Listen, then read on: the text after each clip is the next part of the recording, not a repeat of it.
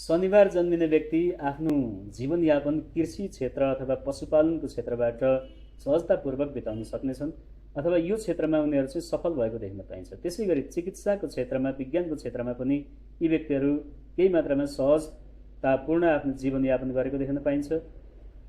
त्यसै गरी रचनात्मक कार्यहरू, कलाकारिताको क्षेत्रहरूबाट पनि व्यक्तिहरूले चाहिँ आफ्नो जीवनयापन गरेको देख्न पाइन्छ।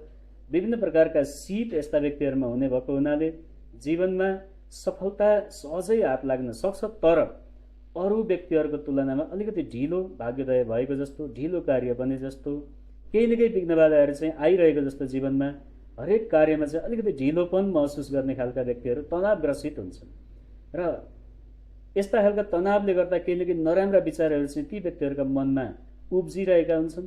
आवश्यकता छ त्यस्ता खालका नकारात्मक विचारहरूलाई, नकारात्मक प्रभाव, मनका आवेगहरूलाई थामेर आफ्नो जीवनलाई संयमित तरिकाले अगाडि बढाउन सक्यो भने जीवनमा धेरै ठुलो उन्नति प्रगति प्राप्त गर्न सक्छन् शनिबार जन्मिने व्यक्तिहरूले। आवश्यकता छ तपाईँको जन्म कुण्डलीमा शनिको स्थिति कस्तो छ, अर्थात् शुभ छ कि छैन। यदि शुभ छ भने ती सम्पूर्ण शुभ वस्तुहरू तपाईँले प्राप्त गर्न सक्नुहुन्छ र शनिको स्थिति यदि ठिक छैन भने दुःख कष्टहरू महसुस गर्न सक्नुहुनेछ। रगतसँग सम्बन्धित अथवा अन्य प्रकारका पारिवारिक तनावले गर्दा तपाईँको जीवन अत्यन्तै कष्टदायी हुन सक्छ।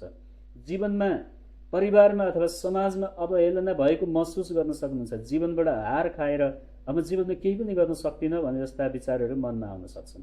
तर यदि शनि ग्रहलाई तपाईँले बेलैमा शुभ बनाउनु भयो भने, शनि ग्रहसँग सम्बन्धित उपाय गर्नुभयो भने भगवान शिवको दर्शन पूजा अर्चना, महामृत्युञ्जयको जप पाठ अथवा शनिदेवको पाठ गर्नाले अथवा ती ग्रहसँग सम्बन्धित वस्तुहरूको दान गर्नाले, नीलम आदि रत्नहरूको धारण गर्नाले तपाईँले चाहिँ शनि ग्रहलाई शुभ बनाएर सम्पूर्ण प्रकारका शुभ फलहरू चाहिँ प्राप्त गर्न सक्नुहुन्छ।